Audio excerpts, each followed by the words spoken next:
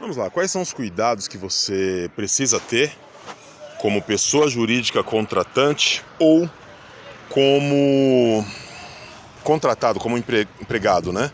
Pessoa física de preferência por conta da CLT. Vamos supor que você queira demitir um empregado por abandono de emprego. O fato da pessoa ficar 30 dias, por exemplo, sem comparecer na empresa é motivo? A maioria vai dizer que sim, mas depende. A comunicação ou a tentativa de comunicação por parte do empregador, na minha visão, pesa muito mais do que o tempo, entre aspas, de afastamento ou de sumiço, né? Da pessoa. Por quê? A pessoa pode ter ficado doente, pode ser uma pessoa que mora sozinha, pode ter sofrido que seja temporário, mas um problema mental, né? De esquecimento, que seja, enfim. São várias as razões, ou podem ser várias as razões. Mas se a empresa não sequer tentou comunicação com esse empregado em tese sumido, eu vejo uma possibilidade de reversão na demissão, né? Uma outra coisa, pedido de demissão. A pessoa manifesta a vontade de não mais continuar no quadro de funcionários, de empregados dessa empresa. Isso é suficiente para que se efetive juridicamente, né, o pedido de demissão? Não.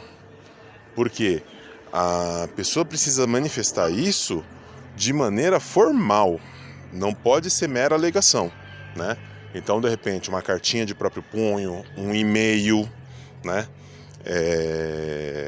Isso tem certo valor, né? É importantíssimo, é fundamental que seja assim feito. Uma ligação por telefone em que, de repente, o próprio chefe atenda, mas seria uma mera manifestação de vontade. E todos os outros, vamos supor, hoje em dia a gente tem aqueles prédios que tem cartão corporativo para você entrar, que é cartão de acesso.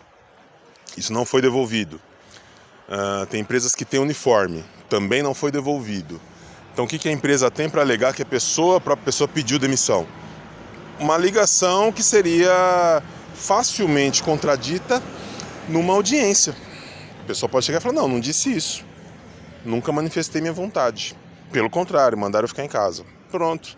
Você vai ter brecha suficiente para ter uma discussão ferrenha em eventual processo judicial. Então, eu sempre falo, são alguns cuidados que muitas vezes um advogado consultivo pode contribuir bastante com a sua empresa antes de certas tomadas de decisão. Porque algumas delas, em juízo, podem ser revertidas simplesmente pela falta de formalidade. Você cria, digamos, um método que seja muito próprio e lá na frente pode não ter o efeito esperado. Então, se você vai demitir por conta de abandono de emprego, né? Ou por conta de que a pessoa pode, de maneira assim, totalmente informal, né?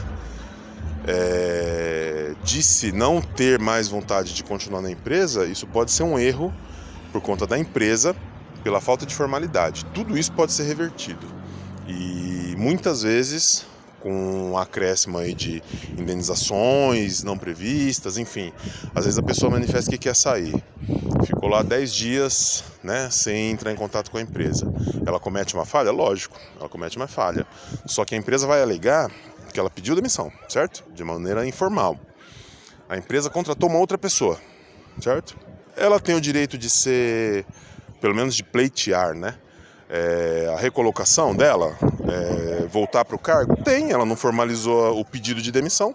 Se a empresa não quiser ficar com ela, vai ter que demitir e pagar todas as verbas rescisórias. Essa é a minha visão. Pode ser que em juízo, dependendo de como o juiz entender e de repente até o tribunal, se houver recurso, Isso pode mudar, mas minha visão é que a empresa, assim, assessorada, né, por um advogado consultivo, não pode errar.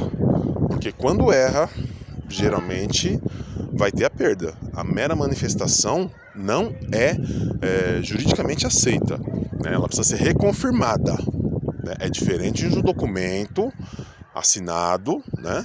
Que o máximo que pode acontecer é do juiz perguntar se alguém a obrigou a fazê-lo, o empregado, né? Se ele foi obrigado a fazer isso. Não se confirmando, obrigação da empresa. A empresa contrata e descontrata. É papel da empresa procurar o contador e tudo.